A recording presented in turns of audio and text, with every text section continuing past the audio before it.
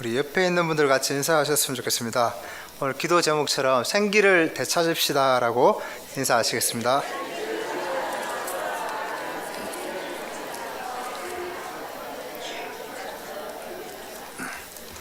이 화창한 봄날에 생기를 찾으시는 은혜가 있기를 주님의 이름으로 축복합니다.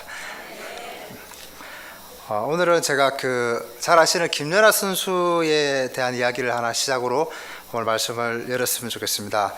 김연아 선수가 올림픽 금메달을 땄을 때가 언제인지 기억하십니까? 밴쿠버 올림픽인데요. 그때 밴쿠버 올림픽 때 그때 공연은 잊혀지지 않는 역사상 거의 독보적이라고 할 수 있을 만큼 많은 해외에 있는 캐스터들이 손꼽았던 경기였습니다. 그때 경기를 이 캐스터하는 아나운서가 하는 그 해설을 우리나라 아나운서와 또 외국의 미국 아나운서가 같이 동시에 같은 장면을 해석하는 해설하는 장면을 이렇게 재밌게 비교한 걸 제가 이제 보고 알려드리고 싶습니다. 우리나라 캐스터하고 외국 캐스터랑 이렇게 재밌게 비교를 해 놓았는데요. 제가 아나운서처럼 그렇게 또 표준말을 사용해서 할 수는 없지만 한번 최대한 사투리를 없애려고 노력하는 톤으로 한번 해보겠습니다. 한국 아나운서입니다. 장면은 김연아 선수가 잘 아시죠? 다른 사람들이 하지 못하는 트리플 악셀을 넘어서 트리플 러츠, 러처 맞죠?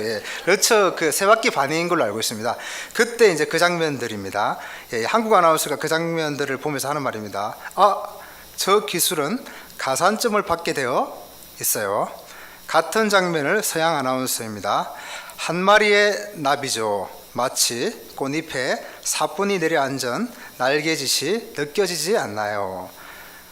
코너에서 착지 자세가 불안정하면 감점 요인이 됩니다. 같은 장면을 또 한국 아나운서가 말했습니다. 같은 장면을 또 서양 아나운서가 음반 위를 쓰다듬으면서 코너로 날아오릅니다. 실크가 팔락거리면서 잔 무늬를 경기장에 흩뿌리네요.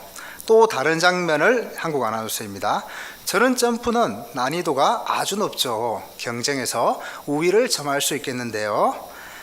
그 다음 같은 장면을 서양 아나운서입니다. 제가 잘못 봤나요? 저 점프 투명한 날개로 날아오릅니다. 천사입니까? 오늘 그녀는 하늘에서 내려와 경기장을 서성이고 있습니다. 우린 감사할 따름이네요. 또 같은 장면을 한국 아나운서입니다. 경기를 완전히 지배했습니다. 와, 금메달이네요. 금메달입니다. 같은 장면을 서양 아나운서입니다. 울어도 되나요? 정말이지 눈물이 나네요. 저는 오늘 밤을 언제금 기억할 겁니다. 이 경기장에서 연아의 아름다운 몸짓을 바라보는 저는 정말 행운아입니다. 신이시여 감사합니다. 이러고 끝이 났습니다. 어떤 차이점을 느끼셨습니까? 분명히 같은 공연을 바라보는 서로 다른 문화권에서 자란 두 사람의 비교입니다. 물론 저는 이 이야기를 통해서 어느 한쪽이 더 고급스럽다 또는 더 좋은 가치관을 가지고 있다 이걸 이야기하려고 하는 게 아니라 해석의 이 극명한 해석의 평가의 차이는 정말 중요하다는 거고 바로 이것은 한국의 성과 지상주의와 서양 문화의 문화 지향주의, 지향주의의 차이를 말해주고 있습니다. 저는 이 이야기를 통해서 우리 신앙생활이 바로 그런 것이 아닌가 싶습니다. 계속해서 우리는 야고보서를 통해서 이 시련, 고난, 하나님께로부터 오는 이 시험이 우리의 인생에서 어떤 부분을 차지하고 있는지, 그리고 성도, 하나님의 사람이고 하나님의 백성이며 하나님으로 말미암아 거듭나서 이 땅을 살아가시는 우리 성도님들, 거룩한 부름을 받으신 분들은 이 시험과 시련 앞에서 어떤 해석을 가지고 우리는 어떻게 그것을 해설하며 그 상황들을 살아가야 할지 또 맞아야 할지, 그것을 이 야고보서를 통해서 또 성령 하나님은 지금 이 시간에도 우리 여기 계신 성도님들에게 말씀하고 있다고 생각합니다. 사도 바울은 우리가 비천에 처할 줄도 알고 풍부에 처할 줄도 알아 풍부와 궁핍에 처할 줄 아는 일체 비결을 배웠다고 말하고 있습니다. 그러니까 우리는 성경이 말하는 우리에게 말씀하시는 이 평강은 세상적 개념으로 우리가 뭐가 잘 되고 또 자식들이 잘 되고 또 우리가 원하는 만큼의 성공을 가져오고 또 우리가 원하는 것만큼의 어떤 그런 물질적인 뭔가가 채워졌을 때 누리는 평강이 아니라 우리의 상황과는 상관없는 바로 오늘 사도 바울이 말하고 있는 우리가 비천에 처했다 할지라도 때로는 풍부해 있다 할지라도 그 안에서 내가 예수 그리스도 삼위일자 하나님께 붙어 있음으로 말미암아 그 하나님이 나와 함께 하심으로 말미암아 그 하나님이 나로 말미암아 십자가에 달려 돌아가시고 나의 죄를 해결하시고 내가 그분과 연합된 그 순간 그 자체가 우리에게 평강이라는 것입니다. 그것으로 말미암아 우리는 생명을 얻었고 오늘 말씀하신 것처럼 우리는 생기를 얻었기 때문에 우리는 그 안에서 참 평강을 누릴 수 있는 것이고 그리고 정말 그렇게 살아가는 삶이 하나님이 원하시는 그런 일체 비결 가운데 살아가는 삶이라는 것을 다시 한번 생각하게 됩니다. 야고보서 말씀은 이 시련과 고난들을 통해서 하나님은 우리를 겸손하게 만들어 가시는 작업들을 하신다라는 것입니다. 처음에 우리가 이 땅을 살아가고 신앙이 얕을 때에는 우리가 겪는 그 고통과 때로는 쓰라림과 또 아픔과 우리 속에 있는 말할 수 없는 누군가와 이야기할 수조차 없을 정도로 힘든 그 많은 시련들이 저주만 같고 이것은 우리 인생에서 너무나 나를 괴롭게 하고 우리의 가족을 무너뜨리고 내 인생을 파산시킬 것만 같아 보였던 그러한 어려움들이 결국은 하나님께서 우리를 낮추시고 하나님만 바라보게 하시고 하늘의 것만 사모하게 하시고 하늘에서 내려오는 그 만나의 가치를 알아볼 수 있도록 하시는 그 목적을 향해 우리를 만들어 가신다는 사실입니다. 하나님은 시련을 통해 우리를 세상으로부터 떼어놓으시고 처음에는 이 시련에 하나님과 전혀 상관이 있을 것 같아 보이지 않던 그 많은 어려운 그런 일들이 나중에는 하나님께서 우리를 세상을 사랑하고 그 세상을 갈망하는 우리의 마음을 구별하셔서 하나님을 향할 수 있도록 그렇게 우리가 가지고 있는 부동산이나 또 주식이나 또 돈이나 물질적인 것들로부터 우리를 떼어서 하나님을 의지하게 만들어 가시는 작업을 한다라는 것입니다. 우리를 위대하고 영광스러운 그런 영원한 것들에 집중시키기 위해서 우리에게 어려움들을 허락하시는 것이죠. 또 하나님께서는 이 시련을 통해서 우리가 정말 사랑하는 것이 무엇인지 우리 마음에 있는 내가 좋아하는 것, 내가 정말 추구하고자 하는 것, 내가 진짜 말로 할 때는 앞에 있는 것은 정말 하나님인 것 같지만 진짜 내 속에 갈망하고 내가 실제적으로 필요로 하고 내 저변의식 가운데 요구하고 있는 그 대상이 무엇인가를 하나님은 이 시련을 통해서 발견하게 하시는 것입니다. 그리고 그것이 얼마나 부질없고 얼마나 그것이 무가치한 것인가를 깨닫게 하심으로 하나님을 향하게 하시는 거죠. 하나님의 참된 축복이 무엇이며 그 가치가 어떠한가를 이 시험을 통해서 우리에게 보여주시고 계시다라는 것입니다. 또 이 시련을 통해 하나님께서는 시련 가운데 있는 많은 내 주위의 형제들과 우리의 가족과 또 내가 아끼는 사람들을 도울 수 있도록 그 시련의 경험을 사용하신다라는 것입니다. 하나님께서는 무엇보다도 이 시련과 시험들을 통해서 우리를 죄로부터 단련하시고 우리를 죄로부터 구별하시고 사탄으로부터 우리를 거룩하게 구별하셔서 하나님 앞에 흠이 없고 온전하게 하여 부족함이 없도록 우리를 만들어 가시는 일들을 하시는데 바로 우리에게 있는 그 고통과 고난과 이 시험들을 통해서 그 일을 하신다라는 것입니다. 그리하여서 우리의 믿음의 진정성을 하나님은 달아보시고 우리가 정말 하나님 앞에 합당한 믿음으로 만들어 가신다는 것입니다. 잘 아시는 것처럼 성경이 말하는 위대한 믿음의 사람들도 이 사람들이 정말 믿음으로 완벽한 사람들이 아니라 성경에서 말하는 대전제처럼 모든 사람이 다 죄인이었고 연약한 사람들이었고 하나님을 바라보지 못하는 사람들이었습니다. 바로 아브라함도 마찬가지입니다. 하나님의 거룩한 약속을 받고 하나님을 신뢰하고 본토 친척 아비 집을 떠나 하나님이 약속한 가나안 땅으로 아브라함이 갔지만 아브라함은 하나님을 여전히 신뢰하지 못하는 여러 가지 실수를 범하고 맙니다. 그 중에 하나가 바로 자기 조카 롯을 하나님의 약속, 많은 사람을 후손으로 네 씨로부터 후손이 되게 해서 그 씨를 말미암아 복을 주겠다고 하신 그 말씀을 아브라함은 처음에 신뢰하지 못했던 것이죠. 그래서 롯으로 말미암아 자기의 후사를 삼으려고 기대하는 마음을 엿볼 수가 있습니다. 또 기근이 올 때 아브라함은 하나님의 약속의 땅을 잠시 저버리기도 합니다. 그래서 눈에 보이는 그 기근 앞에서 먹고 살아야 할 문제 앞에서 아브라함은 약속의 땅을 떠나 애굽의 그 풍요로움을 찾아서 들어가기도 합니다. 그 가운데서 또 아브라함은 죄를 범하고 자기 아내를 그 바로에게 그렇게 되는 빼앗길 뻔한 그러한 사건도 맞이하기도 합니다. 뿐만 아니라 또 다른 부분에서도 아브라함의 그런 연약함들을 보기도 합니다. 하지만 이 아브라함의 믿음을 하나님께서는 결코 만들어 가시고 나중에는 그 위대한 믿음의 사람으로 하나님께서는 빚어 나가시고 믿음으로 말미암아 약속의 말씀을 붙잡고 나중에 아브라함은 자기 아들을 하나님을 신뢰함으로 그 제물로 드리는 경지까지 그 자리까지 나아가는 모습을 볼 수 있습니다. 이 시련들을 당할 때 오늘 야고보서를 통해서 성령님께서는 우리에게 온전히 기쁘게 여기라고 말씀하고 있습니다. 그리고 이 인내를 통해 우리를 온전하게 하시고 부족함이 없게 하시는 그 하나님을 보라는 것입니다. 우리에게 놓여있는 이 시련과 어려운 상황과 그 처지들이 하나님께서 그 처지를 통해서 하나님을 신뢰하고 믿음으로 기쁘게 너희가 여길 뿐만 아니라 그 안에서 내가 목적하는 바, 내가 그 시련을 통해서 너희에게 하고자 하는 바를 너희가 알고 그것을 알고 하나님을 붙잡고 온전한 자리를 향해 나아가라고 우리에게 말씀하고 있다는 것입니다. 그때 우리가 지혜가 부족하거든 하나님 앞에 구하라는 것입니다.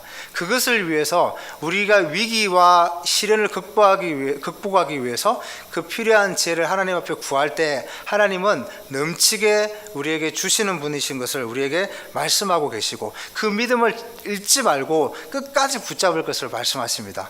물론 저희는 때로는 실수하고 또 그 믿음을 보지 못해서 하나님을 보지 못해서 우리는 그 믿음을 요동하는 바다처럼 우리는 그 믿음을 놓치기도 하고 또 잘못된 선택에서 넘어지기도 할 것입니다. 하지만 그 싸움을 잘 감당해 나갈 것을 말씀하고 계십니다.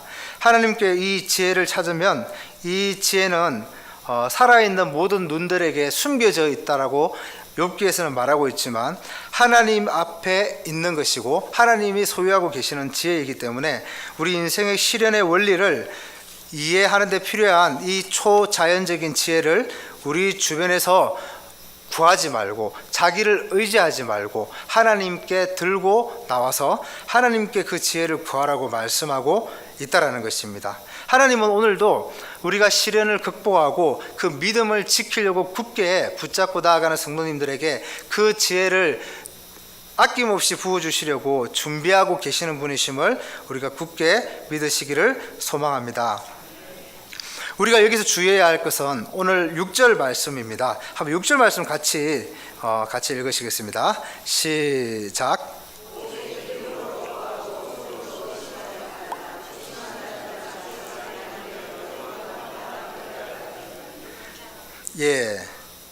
오직 믿음으로 구하고 조금도 의심하지 말라라고 말씀하십니다. 야고보서 4장 3절에 보면 너희가 구하지 못하기 때문에 얻지 못한다고 말씀하고 있습니다. 실제로 우리는 이 땅을 살아가면서 구하지 못해서 하나님과의 그 깊은 관계를 경험하지 못하고 또 얻지 못하는 경우가 너무나 많습니다. 그리고 4장 3절에 보면 너희가 구하여도 받지 못함은 정욕으로 쓰려고 잘못 구하기 때문이라고도 말씀하고 있습니다. 자기 욕심을 위하여 구하는 것을 하나님은 원하지 않으신다라는 것입니다. 그러나 하나님은 보통 우리가 요청하기를 원하십니다. 우리가 하나님 앞에 나와 구하기를 원하시고 하나님의 뜻을 찾기를 원하신다는 것입니다. 특별히 시련 가운데 있을 때 하나님은 우리가 구하기를 원하시는 분이십니다. 오직 믿음으로 구하고 조금도 의심하지 말라. 믿는다라는 것은 무엇을 포함하는 것이겠습니까? 우리가 기도한다라는 것은 무엇을 의미하겠습니까? 하나님께서 우리의 기도를 내가 좋아하는 방향으로, 내가 얻고자 하는 방향으로 들으시는 것을 의미하는 것은 아닙니다. 하나님께서 원하시는 그 방향 안에서 우리의 기도에 응답하실 수 있다는 것을 우리가 신뢰해야 한다는 것입니다. 하나님의 뜻 안에서 우리가 구하는 그 모든 것들을 하나님 우리에게 주시는 분이시라는 것을 우리는 믿고 하나님을 신뢰하라는 것입니다. 그 안에서 우리가 때로는 우리의 욕심을 위해서, 정욕을 위해 잘못 구함으로 말미암아 하나님께서 반응하지 않으시는, 또 때가 되지 않아서 응답받지 못하는 것들을 두고 우리가 실족할 때가 많습니다. 특별히 교회를 많이 오래 다니고 신앙생활을 길게 하다 보면 우리가 잘못된 동기에서 하나님과 소통이 되지 않는 부분들을 우리는 때로는 거기에 살아계신 하나님을 보지 못함으로 실족하는 경우도 많이 있는 것 같습니다. 우리는 하나님의 뜻이 무엇인지 모르기 때문에 하나님의 뜻 안에서 우리의 기도를 응답하시는 하나님이라는 것을 우리는 믿으셔야 한다는 것입니다. 그 믿음을 우리는 놓치지 말아야 합니다. 그렇게 해야 하는 이유가 있습니다. 복음서에서 보면 항상 우리가 원하는 것을 요구하는 기도에 대해서 성경은 사실 말하지 않습니다. 우리가 원하는 것을 가지고 기도하는 것이 아니라, 이 마태복음에 보면 한 나병 환자가 예수님께 나와서 하는 기도의 내용을 보면 그렇습니다. 이르되 주여 원하시면 저를 깨끗하게 하실 수 있나이다 라고 말합니다. 하나님의 뜻을 근거로 구하는 기도인 것이죠. 낫게 해주시지 않으면 그것이 하나님의 뜻이라는, 낫게 해주지 않으시면 그것이 하나님의 뜻이 아니라는 것을 전제하는 이 마지막 그 생사 앞에 놓여 있는 나병 환자의 기도 제목을 볼 수 있습니다. 사드락, 메삭, 아벳노고도 마찬가지입니다. 다니엘의 이 친구들은 그 풀무불 앞에 있을 때 풀무불에 타 죽을 수밖에 없는, 하나님을 부인하고 그 이방 왕들을 섬기지 않으면 죽을 수밖에 없는 그 풀무불 앞에서 이렇게 기도하는 것이죠. 그렇게 하지 아니하실지라도 왕이여, 우리가 왕의 신들을 섬기지도 아니하고 왕이 세우신 금 신상에게 절하지도 아니할 줄을 아옵소서. 이들의 기도를 보면 하나님의 뜻을 근거로 하는 기도입니다. 그러니까 하나님이 그렇게 하지 않으시더라도 그들은 거기에서 이방 왕들에게 절하거나 우상에게 그들은 숙이지 않겠다라는 그 고백입니다. 그러니까 하나님의 그 최종 결정권, 궁극적인 승리를 가져오시는 분, 만약에 풀무불에 다 죽을지라도 결국은 그 마지막 우리의 생명을 붙잡으시는 하나님이라는 것을 믿는 그 결정권을 신뢰하기 때문에 가능한 기도를 하고 있다는 것입니다. 그 응답은 하나님의 뜻에 따른 결과를 바라보는 것입니다. 반대로 말하면 때로는 허락하시지 않거나 다른 방식으로 응답하신다 해도 그것이 하나님의 가장 신실하신 응답이라는 것을 신뢰하고 기도하는 기도라는 것입니다. 우리가 주의해야 할 것은 내가 좋아하는 방향으로 응답받기를 바라고 하는 이 기도는 무엇보다도, 그렇게 하는 기도는 하나님께서 우리를 섬기는 대상으로 하나님을 전락시켜버리는 것이라는 겁니다. 그러니까 내가 원하는 방법으로 하나님 앞에 기도한다는 것은 사실은 제가 하나님을 섬기는 것이 아니라 하나님이 우리를 섬기게 하는, 우리를 섬기는 대상으로 전락시켜버리는 그런 우상들에게 나아가는 그런 것에 불과하다는 것입니다. 하나님 당신은 내가 원하는 것을 해야 합니다. 그것을 위해 하나님 당신은 존재합니다. 이런 정말 하나님을 모독하는 자리에 우리가 설 수 있다는 것입니다. 고린도후서 12장 8절에서는 이것이 내게서 떠나가게 하기 위하여 내가 세 번째 주께 간구하였더니, 잘 아시는 것처럼 사도 바울은 몸에 가시를 두고 하나님께 간절히 많이 기도했지만 특별히 간절히 3번 떠나가게 간구했습니다. 그때 사도 바울은 하나님의 뜻을 발견하고 하나님의 깊은 하나님의 그 의도를 사도 바울은 파악하고 하나님 앞에 더 이상 그것으로 말미암아 감사하게 되었다라는 것입니다. 마가복음 11장 24절 말씀을 보면 그러므로 내가 너희에게 말하노니 무엇이든지 기도하고 구하는 것은 받은 줄로 믿으라. 그리하면 너희에게 그대로 되리라. 우리가 하나님 앞에서 아까 말씀드렸던 내 뜻을 위해서 또 내가 원하는 그 내 안에 있는 욕심을 위해서 우리가 기도하는 그런 부분들을 주의한다면 하나님의 뜻을 찾아 우리가 하는 기도에 있어서는 우리는 정말 성실해야 하고 또 하나님 우리에게 확실하게 응답하시는 분이시고 오늘도 그것을 하나님 우리가 신자가 그 기도 제목을 가지고 나아오기를 원하신다라는 것을 다시 한번 우리가 확신하고 하나님을 붙드시는 은혜가 있기를 간절히 소망합니다. 그리고 말씀하고 있는 이 말씀을 근거로 우리가 삶에서 어떻게 적용하고 또 하나님은 어떻게 우리의 삶 가운데 역사하시는지 제가 또 짧은 간증을 통해서 한번 나누었으면 좋겠습니다. 간증은 주관적인 것입니다. 그러니까 간증은 하나님께서 일하시는 방법에서 개인이 하나님과의 관계에서 얻는 주관적인 부분이기 때문에 그 간증을 통해서는 우리가 객관적인 하나님의 뜻과 하나님의 말씀인 성경을 통해서 우리가 항상 점검받고 체크해야 할 줄 압니다. 그렇지만 또 때로는 그 간증을 통해서 우리는 좀 더 피부에 와닿고 실제적인 하나님의 역사를 경험하기도 하는 것입니다. 제가 대학을 다닐 때 대학 1학년 때 학교에 있는 공고문을 보게 되었습니다. 그것은 다른 게 아니라 미국에 교환학생을 이제 뽑는다라고 하는 공고문이었습니다. 그래서 저는 그때 기독교 학교를 다니고 있었고 그때 저는 이제 하나님에 대해서 좀 알고 배우고자 하는 마음이 많이 있었던 시기였습니다.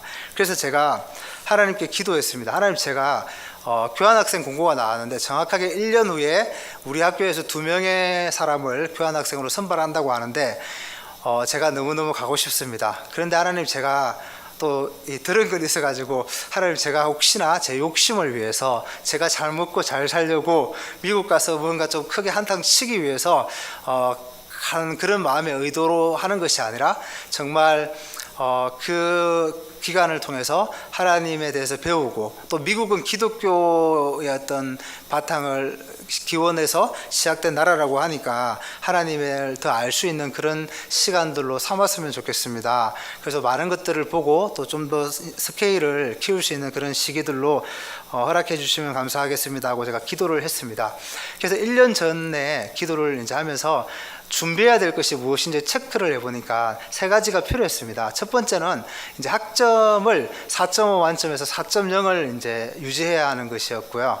두 번째는 이제 학비는 다 학교에서 장학금으로 해줬는데 가서 이제 생활하는 기숙사비, 그다음에 또 그 외에 필요한 먹는 것, 식비 이런 것까지 해서 약 1,000만 원 정도의 비용이 1년 동안 필요하다라는 것이었습니다. 그게 돈이었고요. 세 번째는 이제 영어 인터뷰 면접이었습니다. 그래서 중요한 게 이제 가서 듣고 말하고 소통이 되어야 이제 교환학생으로 보내주는 것이니까 이제 그 3가지였습니다. 그래서 제가 가만 보니까 저는 그때 조금 이제 가정 형편이 힘들었기 때문에 돈도 없었고 또 무엇보다도 저는 영어를 잘하지 못했습니다. 왜냐하면 고신대학교 제가 나왔는데 고신대학교는 선교사님 자녀들이 많았고 선교사님 자녀들 가운데에는 외국에서 그냥 영어를 자기 말처럼 하다가 온 친구들이 좀 있었습니다. 그래서 참 답이 나오지 않는 2명을 선발하는 건데 답이 나오지 않는 그런 거였습니다. 그리고 세 번째 또 이제 가만 보니까 학점은 이제 공부를 조금 열심히 하면 할 수도 있겠다. 이제 그렇게 하면서 기도하면서 하나님께 제가 기도하는데 하나님이 저에게 한 가지 깨달음을 주셨습니다. 이 3가지가 정말 중요한데 한 가지 더 중요한 걸 생각하게 하셨습니다. 그거는 1년 동안 하나님을 의지하라는 것입니다. 하나님을 의탁하라는 것입니다. 그리고 내 마음에 소원하는 것을 이루는 것은 이 앞에 3가지가 아니라 하나님이라는 것을 제가 다시 한번 상기하도록 하셨습니다. 그래서 그럼 하나님, 제가 하루에 1시간씩 절대로 빠뜨리지 않고 1년 동안 지금부터 내년 이맘때까지 기도하겠습니다 하고 약속을 했습니다. 물론 이제 토요일하고 주일을 쉬고 주 5일째로 했던 것 같습니다. 그렇게 기도를 하는데 그렇게 한 시간씩 제가 이제 매일매일 정말 기도를 했던 것 같습니다. 비가 오거나 이제 학교에 기도실이 있었는데 기도실을 갈 수가 없을 때는 도서관에 공부를 하면서 이제 앉아 있으면서 주변에 공부를 하고 있으니까 소리 내지 못하고 마음으로 이제 책을 펴놓고 이렇게 딱 눈을 감고 한 시간 동안 기도를 했습니다. 그러니까 때로는 이제 옆에 있는 친한 친구들이 이제 제가 그게 한 2달, 한 달 앞으로 다가오니까 마음이 뜨거워졌습니다. 뜨거워지고 진짜 하나님께 의탁하게 되었습니다. 그러니까 혼자 이렇게 말없이 기도를 하니까 얼굴이 막 빨개지고 마음이 뜨거워지니까 너무너무 간절히 사모하는 마음이 그때 생겼습니다. 그러니까 옆에서 친구들이 이제 약간 이렇게 그런 거 아니냐고, 왜 그럴 정도로 저는 이제 했습니다. 그리고 이제 드디어 다음 주 목요일이면 그 마지막 인터뷰 면접을 보는 날이 다가왔던 것입니다. 한 주 전이었습니다. 그리고 이제 주일을 지내고 월요일이었습니다. 월요일이었는데 그때 저희 학교가 그 화요일하고 목요일이 채플이 있었습니다. 채플이 예배 시간이 있었는데 그 예배 중에 저는 이제 그때 미국을 가고 싶었으니까 영어라는 채플 예배를 드렸는데 그때 이제 제가 아침에 묵상을 하고 큐티를 하고 이제 기도를 또 그날도 하고 마음에 이제 마지막 기도하는데 그런 마음이 드는 겁니다. 하나님, 저 1년 동안 정말 간절히 원해서 하나님 앞에 기도했는데 하나님, 저 합격하기 전에 이미 미리 좀 저한테 응답하시면 안 되겠어요? 하나님, 저한테 미리 좀 말씀해 주세요. 저 정말 원한다고. 그때 큐티하는 이제 본문 내용이 그 사무엘서에 보면 그 언약궤를 빼앗겨 가지고 그 언약궤가 이제 이렇게 빼앗겼는데 블레셋 지경에 있었는데 하나님께서 이 소를 움직이게 하셔가지고 이 소가 이렇게 언약궤를 이렇게 달고 달려가지 않습니까? 저 멀리. 그 이제 내용을 묵상하는 가운데 하나님, 저 언약궤도 움직이게 하실 때 소로 말미암아 움직이게 하신 하나님이신데 좀 저한테 미리 응답해달라 기도를 했습니다. 그리고 이제 기도 아침 큐티가 끝나고 채플 들어갔는데 신기하게 그날따라 이 미국에 있는 제가 교환 학생을 가려고 했던 돌트 대학교에서 이제 이렇게 교수님들이 왔던 것입니다. 교수님들과 그 돌트대에 이제 와가지고 학교에서 세미나도 하고 또 저희 자매 기른 학교니까 교수님들을 만나러 왔던 것입니다. 그러면서 이제 우리 총장님이 고신대학교 총장님이 앞에 나오셔서 이제 영어 채플이니까 영어로 이렇게 뭐라 하시는데 제가 다 이해를 못하고 이제 하시는 말씀이 이제 소개를 하는데 우리 학교에 이제 돌트대학교 교수님들이 와 있으니까 이제 앞에 모셔놓고 우리 학교에 돌트대학교를 너무너무 가고 싶어하는 학생이 한 명 있다고 들었는데 이 학생이 얼마나 가고 싶었는지 자기 그 학과 영어 수업에서 자기 영어 이름을 만드는데 그 미국에 있는 돌트 대학교의 이름을 따서 이름을 돌트조로 자기 이름을 바꿨다고 한다. 그 학생이 지금 여기 와 있다는데 누구냐고 손들어 보라고 이제 그 총장님이 그러시는 겁니다. 그래서 제가 늦게해서 눈치를 채고 이제 이렇게 손을 들었던 겁니다. 손을 들으니까 막 웃고 이제 그렇게 좀 그랬던 겁니다. 저는 그때까지 이제 이 상황을 캐치하지 못하고 이제 그리고 시간이 지나고 그날 오후에 오신 교수님들을 모시고 이제 이렇게 모시고 이제 그 세미나를 열었습니다. 세미나를 하는데 또 한 번 이 총장님이 앞에 나오셔가지고 이 교수님들을 모셔놓고 이제 하는 말이 우리 고신대학교는 이 미국에 있는 돌트 대학교와 자매결연을 맺고 이 돌트 대학교는 미국에서도 아주 우수한 기독교 대학이고 그 도서관에만 가보더라도 이 진열된 책들을 보면 굉장히 훌륭한 그런 학교이다고 이제 소개를 하시더라고요. 하시고 마지막 이제 또 결론을 맺으시면서 마지막으로 이제 한마디만 더 하자면 이 학교는 정말 괜찮은 학교다. 왜냐하면 우리 학교에 학생이 한 명 있는데 얼마나 가고 싶었으면 그 학교를 이제 이렇게 얼마나 가고 싶었으면 자기 이름을 돌트로 바꿨겠냐. 이제 그렇게 말씀하시는 겁니다. 저는 사실 총장님과 아무런 관련도 없었습니다. 근데 어떻게 해서 그런 일이 생겼냐면 제가 한 학기가 마치고 이제 그 학기가 시작할 때 수업을 듣는데 제 이름을 이제 진짜 너무너무 제가 가고 싶어서 이번 이제 학기에는 면접이 있으니까 이름을 너무 사모하는 마음에 진짜 돌트조로 바꿨습니다. 근데 저는 몰랐는데 그게 외국인 영어 강사로 왔던 돌트대학교 이제 교수님들 귀에 들어갔고 그분들끼리 이제 이게 이제 이슈가 되어서 이제 한국 교수님들과 총장님들을 만날 때마다 그 이야기를 이제 했었다라는 겁니다. 그렇게 해서 이제 총장님이 그렇게 말씀하시는데 그때 제가 눈물이 핑 돌면서 하나님께서 제 기도를 들으시는 그 응답을 아침에 하셨는데 제가 그걸 캐치를 못했고 이 지금 오후에 세미나 할 때까지 다시 한번 제가 캐치를 못하니까 총장님의 입을 통해서 말씀을 하시는구나. 그래서 제가 눈물이 계속 흐르는 겁니다. 그래서 그 세미나가 영문학 관련된 세미나였는데 뭐 문학 이야기를 하는데 눈물 날 일이 아니지 않습니까? 그 문학에 대한 세미나를 돌터대학교 교수가 하는데 저는 그 총장님의 그 말씀을 통해서 나온 하나님의 응답에 사무쳐서 계속 세미나가 끝날 때까지 1시간 동안 엉엉 울었던 기억이 납니다. 예, 시간이 많이 가서 맺겠습니다. 그렇게 해서 결론은 목요일 날 면접을 보는데 제가 들어가는데 너무너무 긴장이 되는 겁니다. 1년 동안 얼마나 많이 준비했었겠습니까? 너무 긴장이 되고 입이 하나도 떨어지지 않을 것 같이 긴장이 됩니다. 그래가지고 큰일 났다. 진짜 이거 답이 안 나온다 생각이 들었습니다. 그런데 들어가자마자 이 면접관조차도 교수님들하고 또 외국인 이제 그 교수님들이 전부 다 제가 나타나는 순간 그 이름 때문에 이슈가 되니까 서로 막 웃고 막 자기들끼리 농담을 하고 막 그러는 겁니다. 그래서 분위기가 자연스럽게 착 이렇게 다운되고 제 긴장을 풀어버리고 면접을 충실히 하게 되었고 그리고 그 결과가 일주일 뒤에 나왔는데 여지없이 그런 결과가 나왔던 것입니다. 그래서 말씀을 맺겠습니다. 오늘 본문을 보면 우리 보면 받은 줄로 믿으라 그리하면 너희에게 그대로 드리라고 말씀합니다. 정말 우리가 물론 저는 그때 제 정욕에 들어갔는지도 모르겠습니다.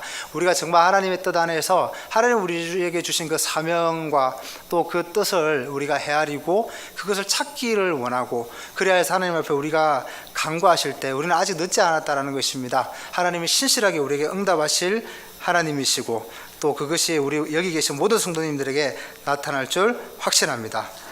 우리 7절 8절 읽고 마치시겠습니다. 시작. 두 마음을 품어 모든 일에 정함이 없는 자로다. 아멘. 8절 말씀처럼 두 마음을 품은 자, 요동하는 바람에 밀리는 사람은 다른 힘에 의해서 이제 끌리는 사람입니다. 그러니까 바람에 의해 끌리는 게 요동하는 파도, 바다 물결이지 않습니까? 마찬가지로 다른 힘에 의해서 작동된다라는 말은 우리의 인본적인 사상이나 또 우리의 철학이나 과학적인 사고나 우리의 경제적인 개념과 세상을 살아가면서 우리는 너무나 익숙해지지 않습니까? 그런 것들에 의해서 우리가 끌려가는 사람을 의심하는 자라고 성경은 말하고 있습니다. 오늘 아브라함처럼 저희도 때로는 롯을 의지하고 자기 종 엘리에셀이 후사가 될 거라고 의지하고 그렇게 의심하고 요동할 때가 있지만 하나님이 붙잡고 계시는 우리의 성도님들은 결국 그것을 이겨내고 의심하지 아니하고 요동하지 아니하고 그 믿음을 가지고 하나님 앞에 우리가 이미 얻은 줄을 알고 확신하고 나아가시는 그런 모든 성도님들이 되시기를 주님의 이름으로 다시 한번 축복드립니다.